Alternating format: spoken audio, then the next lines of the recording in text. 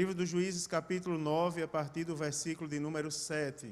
E dizendo a Jotão, foi este e pôs-se no cume do monte Gerizim, e se levantou a sua voz, e clamou, e disse-lhes, ouve-me a mim, cidadãos de Siquém, e Deus vos ouvirá a voz. Foram uma vez as árvores a ungir para si um rei, e disseram à oliveira, reina tu sobre nós. Porém a oliveira lhes disse, deixaria eu a minha gordura, que Deus e os homens em mim prezam, iria labutar sobre as árvores? Então disseram as árvores à figueira, vem tu e reina sobre nós.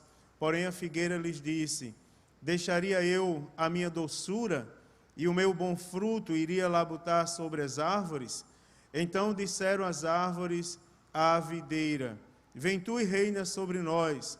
Porém a videira lhes disse, deixaria eu o meu mosto, que alegra a Deus e aos homens, iria labutar sobre as árvores? Então todas as árvores disseram ao espinheiro, vem tu e reina sobre nós. E disse o espinheiro às árvores, se na verdade me ungis reis sobre vós, vinde e confiai-vos debaixo da minha sombra. Mas se não, saia fogo do espinheiro que consuma os cedros do Líbano. Amém, queridos? Amados irmãos, li um trecho da palavra de Deus com os irmãos, que se encontra no livro dos Juízes. O livro dos Juízes de Israel é o livro que relata para a gente um período bem complicado da história do povo de Deus. Período, irmãos, que é marcado basicamente, em resumo, por 4 palavras: apostasia, opressão, arrependimento e livramento. A história diz que o povo de Deus apostatava da fé, ou seja, negava a Deus conscientemente, e a consequência da apostasia era a opressão por meio dos inimigos. Mas quando o povo se arrependia, Deus levantava um homem, uma mulher, o qual se dava o título de juiz, e esse homem, essa mulher, conduzia o povo de Deus a prevalecer contra os opressores. Não vou me deter tanto a história, mas o capítulo 9, ele tem por epígrafe a parábola de Jotão. E a parábola de Jotão, para nós compreendermos rapidamente esse contexto, ele tem tudo a ver com o período do juiz Gideão. A Bíblia diz que, se os irmãos lerem o capítulo 6 do livro dos Juízes, vão observar que o povo torna a fazer o que não era reto aos olhos do Senhor. E por consequência, e assim é, quando o homem escolhe seu próprio caminho, o Senhor permite, o homem escolheu não estar na direção de Deus, escolheu a sua própria direção. Por causa disso, os opressores vieram e oprimiram.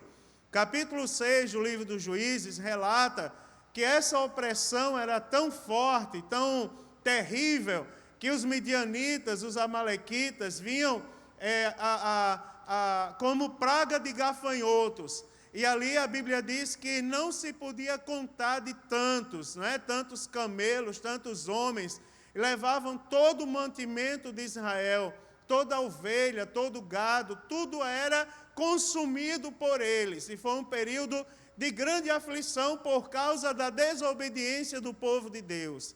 A Bíblia Sagrada vai dizer que esse período, ele começa a mudar, quando o povo de Deus, então, resolve clamar ao Senhor. Como é a história do livro dos Juízes, clamaram e Deus levanta um profeta e anuncia que por causa do clamor, do arrependimento, iria dar livramento àquele povo. A Bíblia Sagrada vai dizer, irmãos, que estava o juiz de nome Gideão, malhando o trigo no lagar. E para os irmãos, eu não vou me deter a história de Gideão, apenas para contextualizar a palavra que eu quero pregar essa noite.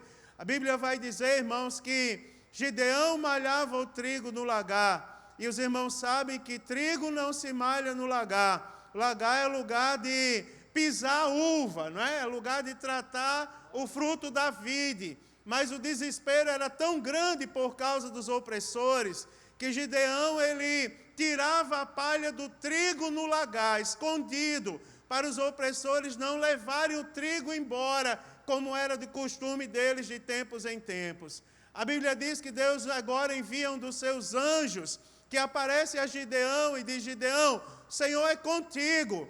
E Gideão, então, irmãos, naquele momento, e tomado pelo sofrimento que o povo de Deus passava, a Bíblia Sagrada vai dizer que ele olha para aquele anjo de Deus e diz: olha, quem sou eu? A minha família mais pobre da casa de Manassés, eu o menor, quem sou eu para livrar esse povo da mão dos opressores? A Bíblia vai dizer, irmãos, bem em resumo mesmo da história, que agora Gideão, como homem de Deus, ele faz uma prova com Deus. Fica aí o anjo do Senhor, porque eu vou trazer uma oferta para oferecer diante de ti. A Bíblia diz que o anjo permanece, Gideão vem, traz a sua oferta, Deus recebe a oferta de Gideão, e Gideão, tomado do temor de Deus, reconhece que aquele que ali esteve conversando com ele, realmente era alguém da parte de Deus, e a Bíblia diz que ele se alegra naquele momento. Eu acho esse contexto apropriado para o dia de hoje. Não é aqui que eu quero pregar ainda, mas quem prega a palavra de Deus sabe como é que fica o nosso coração, mas é interessante porque às vezes, e quantas vezes nós não nos achamos os menores da casa de Israel, não é, irmãos? Viemos à casa de Deus, a gente observa às vezes os irmãos contarem bênção, os irmãos contarem vitória, os irmãos testemunharem de cura, como o presbítero Elcio testemunhou essa noite. E às vezes eu acredito que passa na nossa mente, porque na minha já passou algumas vezes. Porque que todo mundo conta bênção, todo mundo conta milagre, conta cura, e eu nunca conto. Uma vez eu perguntei isso a Jesus, não é? Por que que eu nunca conto bênção?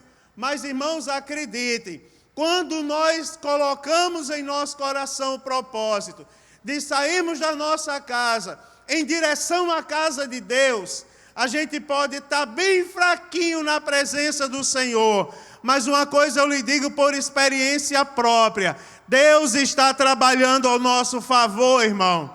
E eu não tenho dúvidas que todas as vezes que a gente sai para a casa de Deus, é como se Deus olhasse para a gente, como o anjo do Senhor olhou para Gideão e dissesse: eu estou recebendo o teu sacrifício essa noite. O louvor que você trouxe, até mesmo aqueles que essa noite ainda não pronunciou um glória a Deus nesse lugar, mas Deus já leu o que está no teu coração, porque a Bíblia diz que Ele conhece o nosso coração e Ele sonda bem os nossos pensamentos.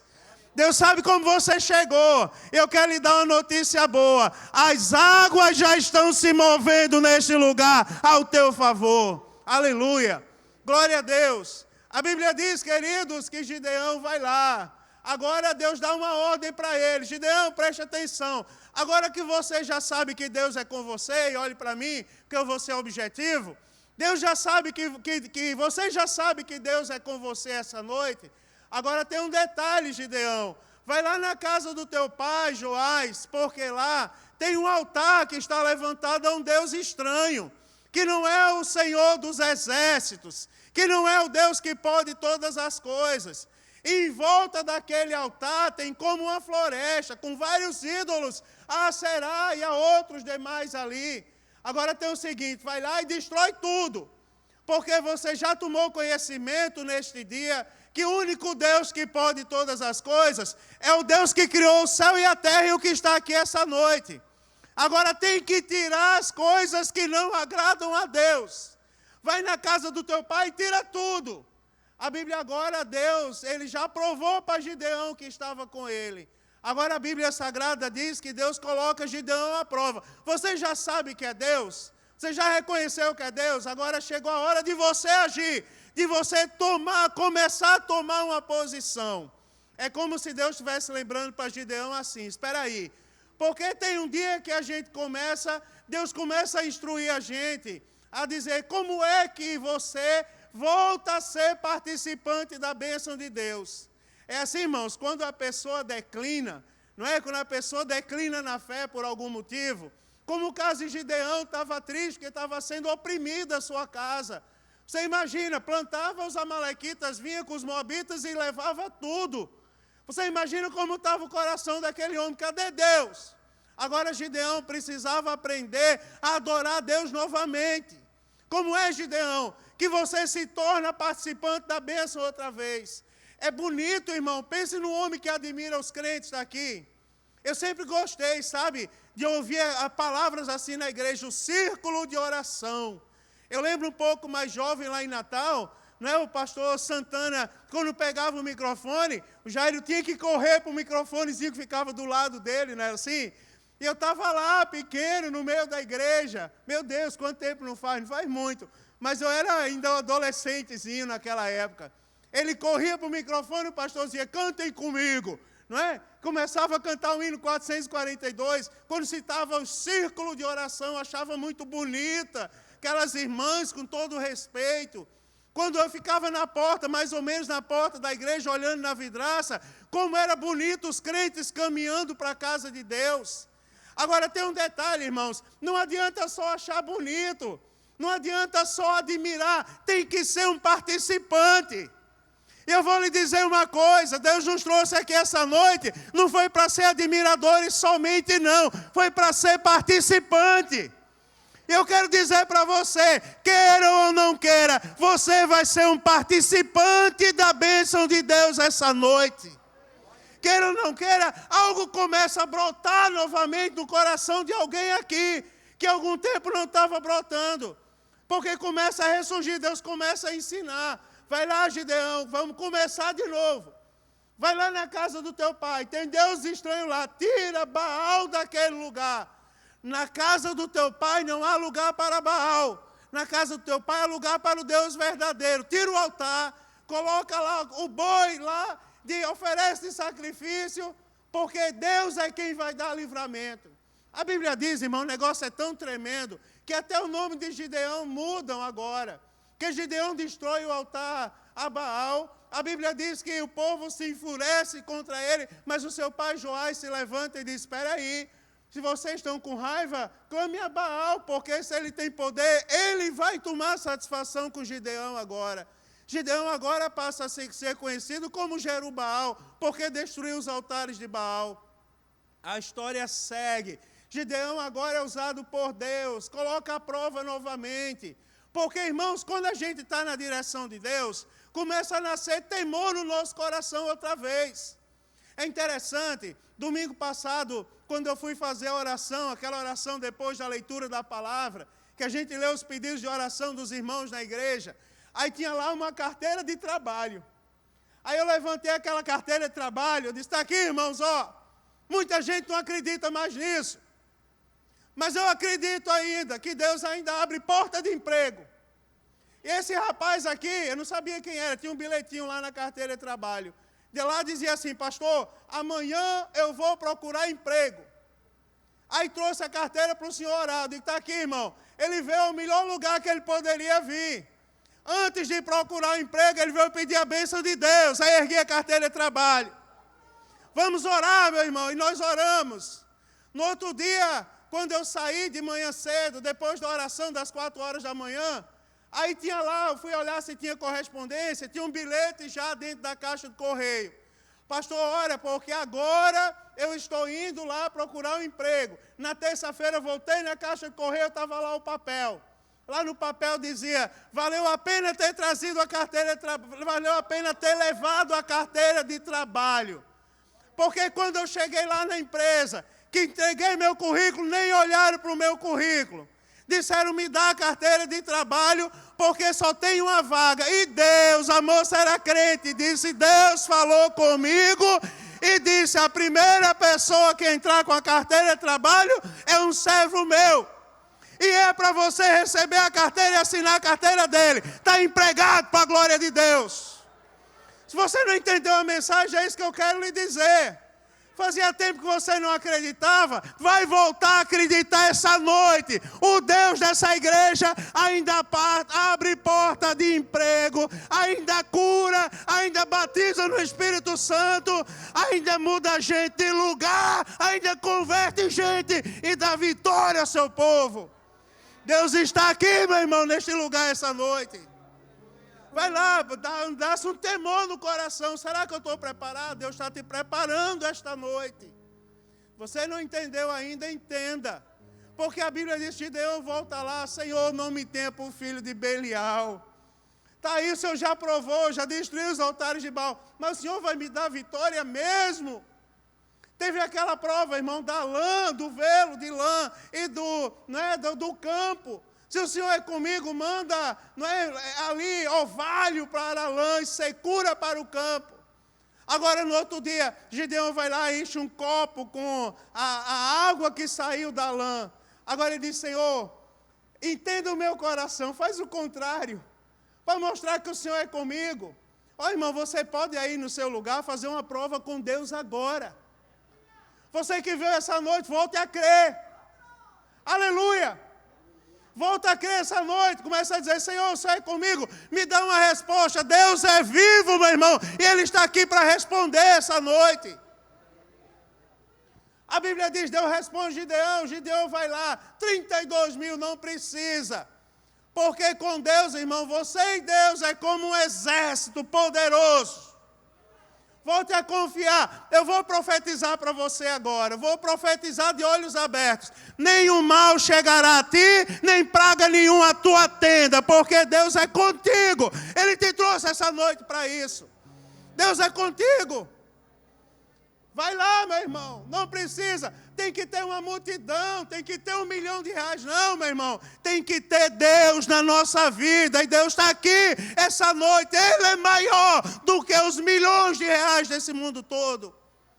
Deus está aqui essa noite. A Bíblia Sagrada diz, irmãos, agora, olha que coisa interessante. É aqui que eu quero começar a pregar a palavra de Deus essa noite. Porque a Bíblia Sagrada diz que Gideão morreu, passou Gideão. Agora a Bíblia diz que Gideão tem 70 filhos antes de morrer. Tem uma história, não vou contar a história de Gideão, porque eu não vim pregar sobre ele hoje. Mas Gideão morreu, 70 filhos. A Bíblia diz que agora se levanta um deles, terrível, de nome Abimeleque. Se a gente for olhar, irmão, a história dos reis de Israel, primeiro rei constituído por Deus, autorizado por Deus a reinar, não é, irmão? Se chama Saul. Mas antes de Saul, do rei Saul, houveram outros que se autoproclamaram rei.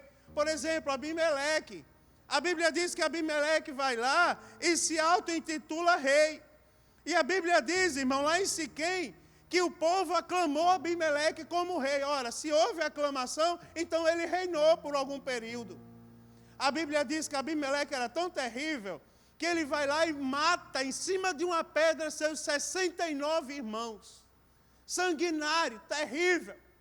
A Bíblia diz que ele vai lá em Siquém e cria contenda. Vocês preferem os 70 filhos de Jerubaal reinando sobre vocês? Ou vocês preferem eu, Abimeleque, filho de Gideão, com a mulher de Siquém, com a concubina de Siquém? É uma coisa tão terrível que você vai ver as alianças de Abimeleque. A Bíblia diz que Abimeleque vai lá e faz aliança com as pessoas mais terríveis daquela época. Ele pega, irmão, ofertas no templo a Baal, que Deus tinha mandado Gideão destruir. Agora Gideão morreu e volta um período tão terrível na história, porque a Bíblia vai dizer lá no capítulo 8, depois os irmãos leem, versículo 32, versículo 42 são chave, porque a Bíblia diz que depois que Gideão morre, aí começam a levantar altares a Baal novamente. A Bíblia chega a dizer que o povo esqueceu de Deus outra vez. Irmão, isso é terrível, porque a Bíblia diz que Abimeleque agora se levanta. Você observa, o povo estava debaixo da bênção de Deus, mas começam a retroceder, começam a olhar para trás. Irmão, Deus está falando ao seu coração essa noite. Para de olhar para trás. Para de olhar para o que você foi. Para de olhar para o passado negro da tua vida. Para de lamentar a desgraça, meu irmão. Crente não lamenta mais desgraça. Crente comemora agora a salvação em Cristo Jesus. Crente comemora porque agora é Deus na vida dele. Porque tem pessoas lamentando a desgraça, tem pessoas olhando para trás dizendo, eu era aquilo. Meu Deus, pastor, quando eu era um pobre coitado. Tem pessoas dizendo, eu tive Covid. Me perdoe citar o Covid aqui, meu pastor, eu não gosto de pregar isso. Mas, eu tive Covid, eu quase morri. Sim, meu irmão, mas Jesus não permitiu que você morresse. Olha para Jesus, autor e consumador da nossa fé. Essa noite Jesus nos trouxe aqui para olhar para Ele, meu irmão. Olha para Jesus, alegra o teu coração com a presença do Espírito Santo de Deus. Volta a gritar na presença de Deus. A Bíblia Sagrada vai dizer, irmão, que Abimeleque ele é terrível. Ele vai lá, pega a oferta no templo de adoração a Baal. Pega homens ociosos, a Bíblia Sagrada vai dizer que ele compra homens ociosos, levianos, para o seguirem agora.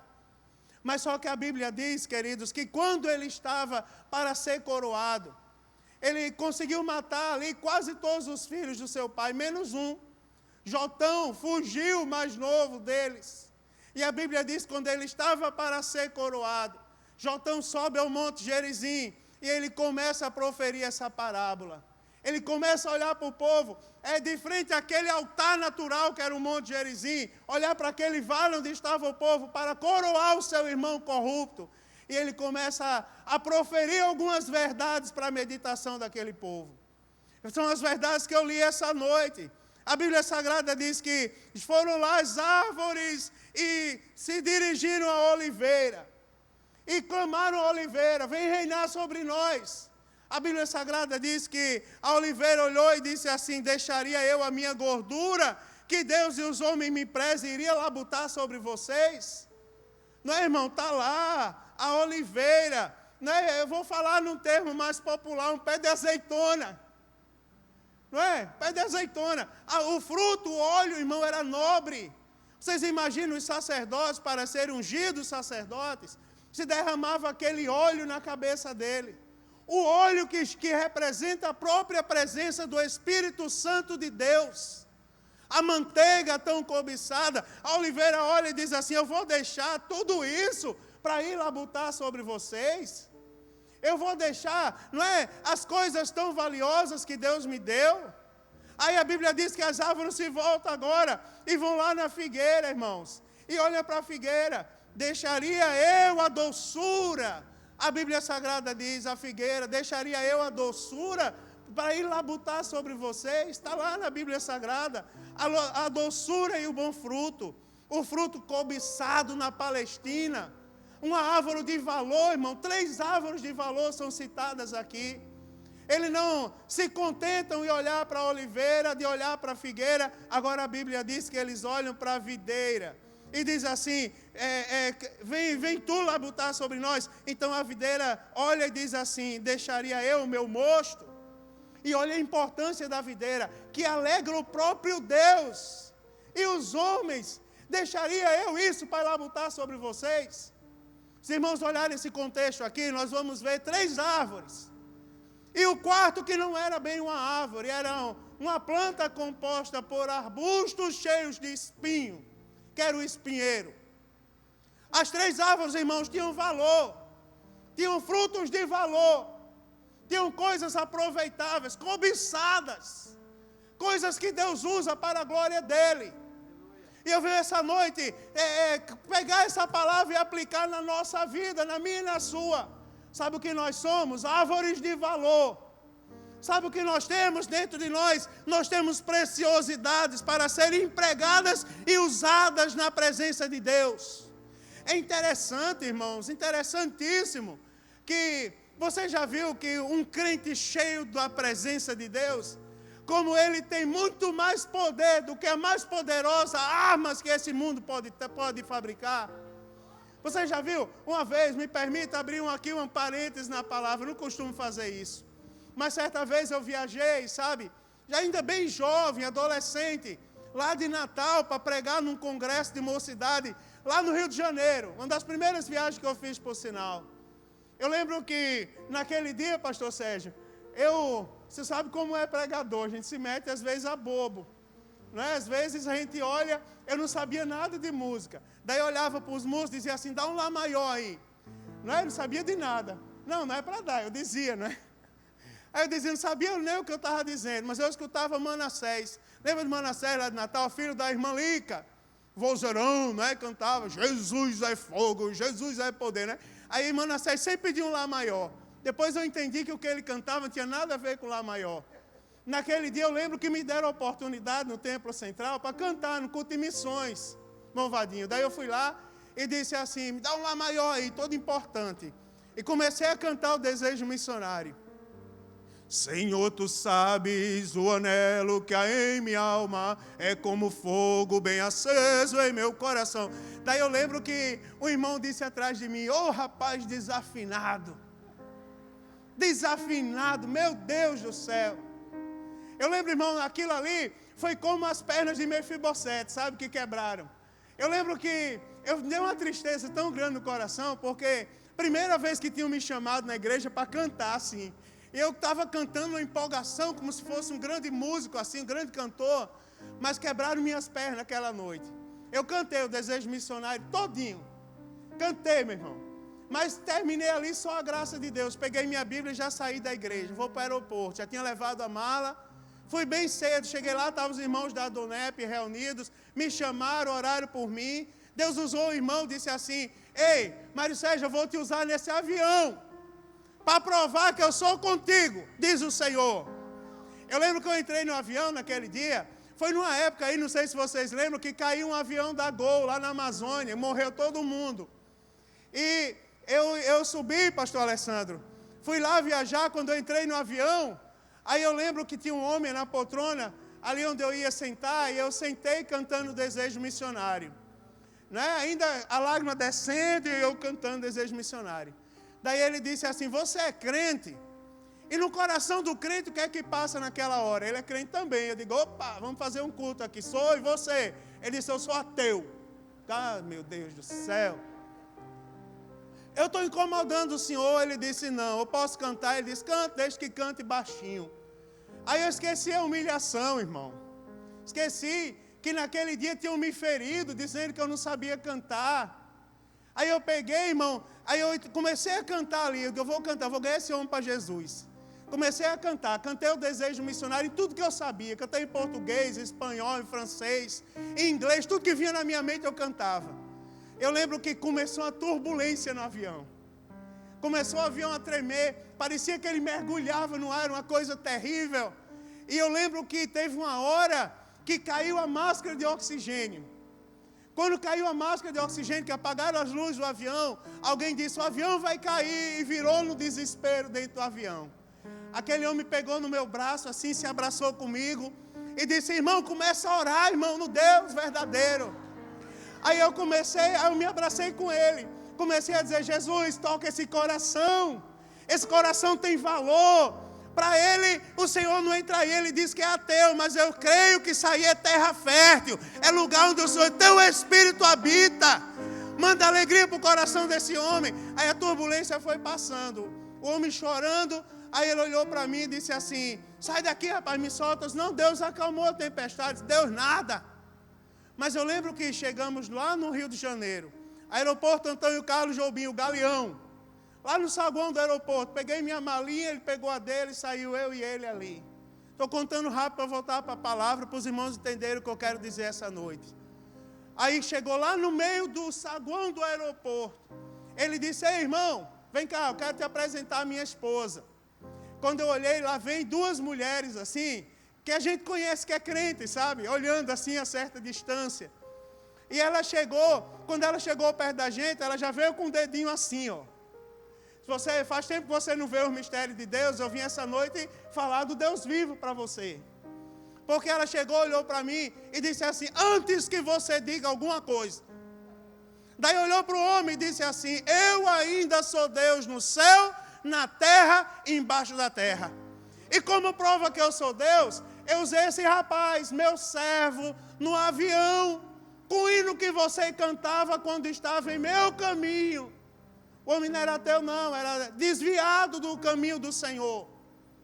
Para provar que eu ainda sou Deus na tua vida, que eu ainda te amo, que eu tenho um plano com você. Ele começou a chorar, caiu de joelhos. Aí eu peguei minha mala, fui dando minha volta, eu vou sair daqui, porque a glória é para Deus.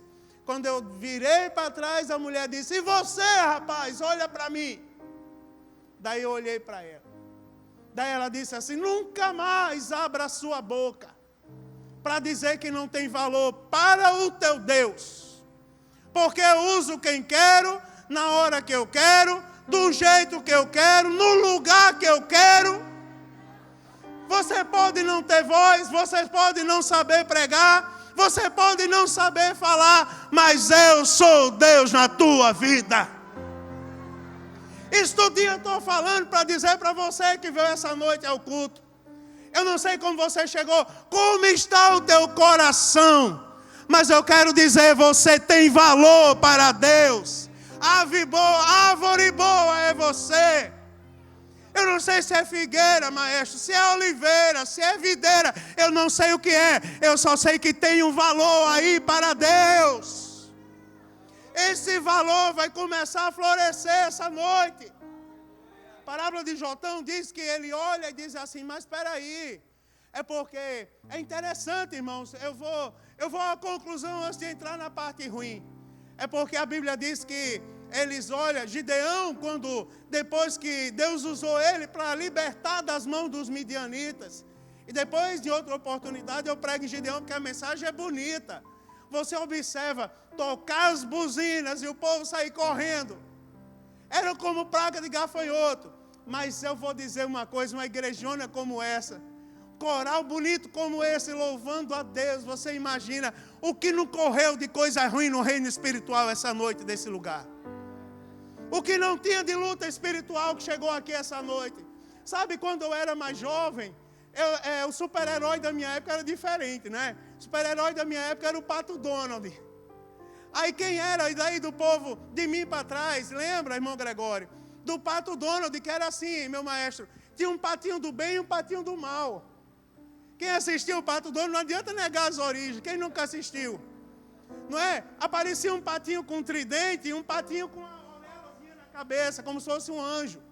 Daí o patinho do mal dizia assim, vai lá, faz maldade. E o patinho do bem dizia, faz uma coisa boa. Mas estou dizendo isso para você entender. Parece que eu estou vendo as guerras espirituais que entraram aqui essa noite. Parece que eu estou enxergando pelos olhos da fé.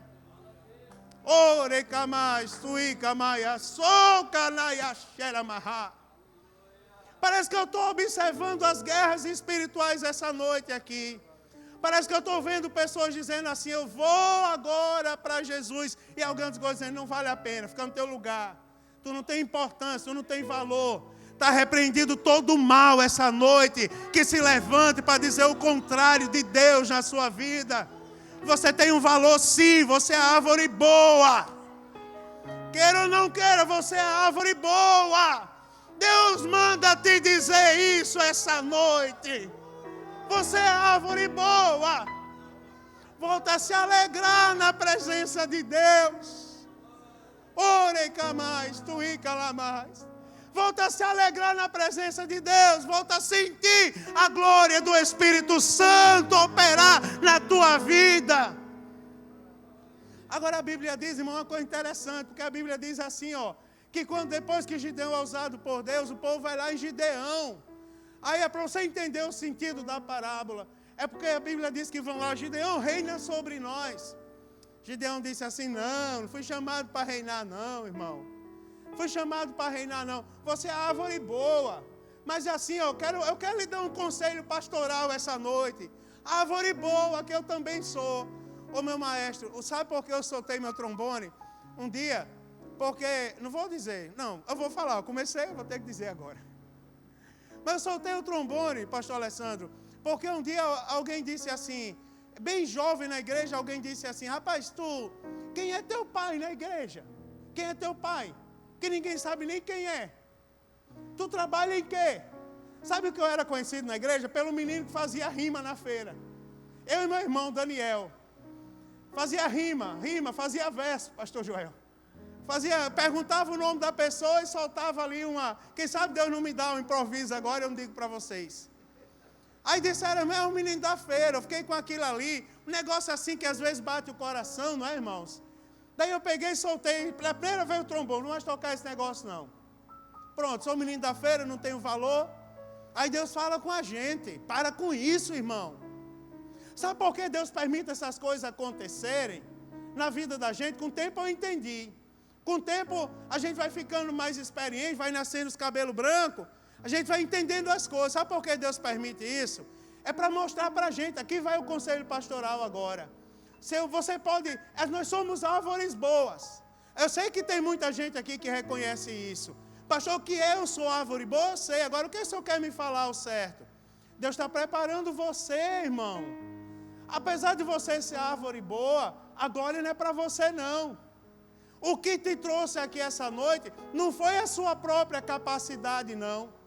Lá em Deuteronômio diz assim, Deus olhando para o seu povo, Ele diz assim, eu te humilhei, eu te deixei ter fome. Você imagina Deus dizer ao seu povo, foi eu que te humilhei. A palavra foi repetida, pastor Guilmar, lá no deserto, na tentação de Jesus. Eu te humilhei, eu te deixei ter fome, para saber o que estava no teu coração. Se guardarias ou não o meu mandamento, para fazeres entender de uma vez por toda, que nem só de pão viverá o homem, mas de toda a palavra que sai da boca do Senhor, o homem viverá. Agora entenda o trabalhar de Deus, porque não se envelheceu as tuas vestes, nem a sandália que estavas nos teus pés, esses 40 anos que você esteve no deserto. Deus nos molda, Ele nos prepara. Eu lembro, por exemplo, da mulher do fluxo de sangue. É interessante, Jesus não estava ali para curar aquela mulher. A história diz que Jesus ia à casa de Jairo, um dos principais da sinagoga. Ia lá, Jairo vai e clama, Senhor, vai na minha casa. Minha filha, 12 anos, está à beira da morte.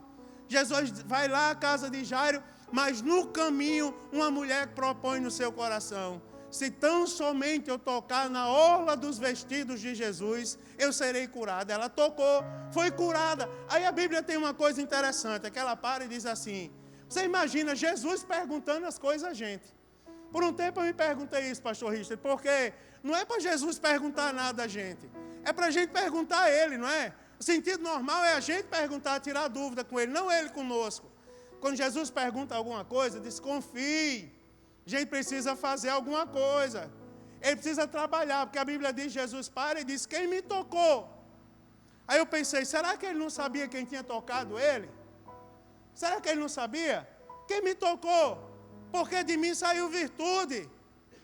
Aí a Bíblia Sagrada diz que os discípulos dizem, Senhor, a multidão te aperta. E o Senhor pergunta, quem tocou? Aí ele diz, tocou, eu senti virtude. Aí a Bíblia diz que a mulher, como percebeu que não podia se esconder, temendo e tremendo, vai lá e se apresenta para Jesus. Quer ver uma coisa? Nós viemos essa noite adorar a Deus. Você veio adorar a Deus, nós viemos, todos nós.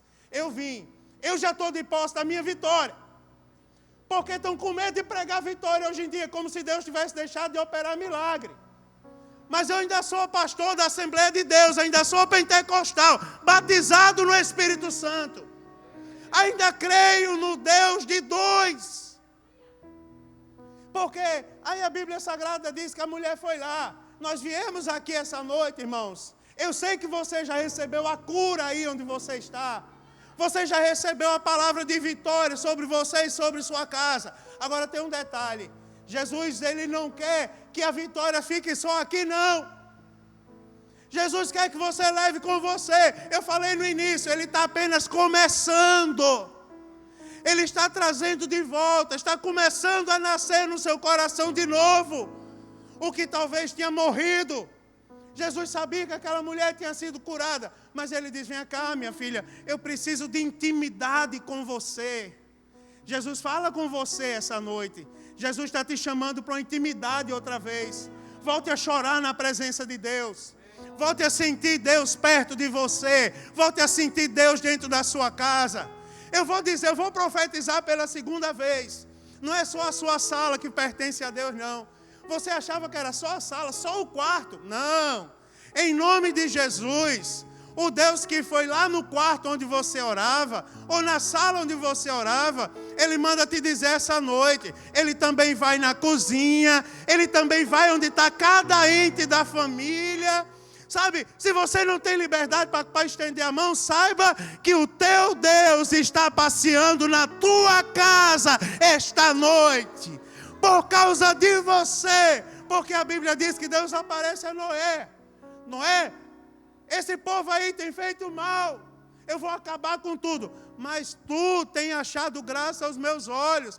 Começa a construir a arca, vai para dentro dela, tu, teus filhos, tuas noras. A gente não sabe quem eram os filhos, mas por causa de Noé, eu vou terminar, eu vou dizer, por causa de você, a bênção de Deus está voltando sobre a sua casa. Por causa de você, eu vou dizer, a partir de hoje vai ser diferente novamente.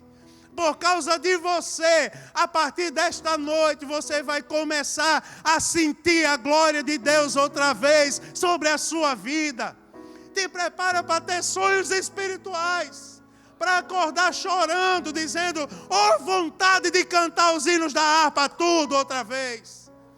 Vontade de ouvir o coral cantando outra vez. É Deus trabalhando na tua casa. Porque a Bíblia Sagrada que diz que, olha, irmãos, que não temem a Deus. Gideão disse assim, eu não preciso reinar não, meu irmão. Eu vou dizer uma coisa a vocês, nós não precisamos reinar não. Não preciso reinar, não preciso reinar. Vocês sabiam que já me ofereceram reinos? Eu não vou entrar em detalhes. Mas já me ofereceram, pastor, reinos. Vem para cá, tu vai ser um rei, tu vai ser um maioral. Eu não preciso reinar não, meu irmão. Quem reina na minha vida é Jesus Cristo. Quem manda na minha vida é Jesus Cristo. Quem abre porta onde não tem porta, ainda na minha vida é Jesus Cristo. Quem opera milagre na minha vida, ainda é Jesus Cristo. E eu quero dizer, Jesus Cristo opera milagre na sua vida também. Agora, peraí, pastor, fala do lado ruim, porque tu falou a conclusão. Eu vou falar o lado ruim e vou terminar. É porque a Bíblia diz, quando perceberam, que com árvore boa, meu irmão, o inimigo não tem vez. Com você o inimigo não tem vez. Com você, eu não gosto de trazer ele ao culto. Ele não é bem-vindo em nenhum lugar onde chega, muito menos na igreja. Mas com você, inimigo nenhum tem vez. Porque a Bíblia Sagrada diz que os que queriam as árvores para reinar, chegaram ao ponto de dizer aos espinheiros, reina sobre nós. Dá o espinheiro, irmão, é interessante, cuidado. Vou terminar de uma maneira simples, não queira espinheiro na sua vida, não. Não queira conversa com espinheiro. Espinheiro não dá sombra, não. Porque a Bíblia diz que o espinheiro diz, vem para debaixo de mim receber sombra. Espinheiro tem espinho, meu irmão. Enquanto as árvores são frondosas e dão seus frutos, o espinheiro não dá fruto não, os galhos são secos. Vai para debaixo do espinheiro, você vai se furar outra vez. Jesus não quer que ninguém se machuque aqui essa noite, não. Ele está aqui essa noite para dar vida outra vez, e vida em abundância.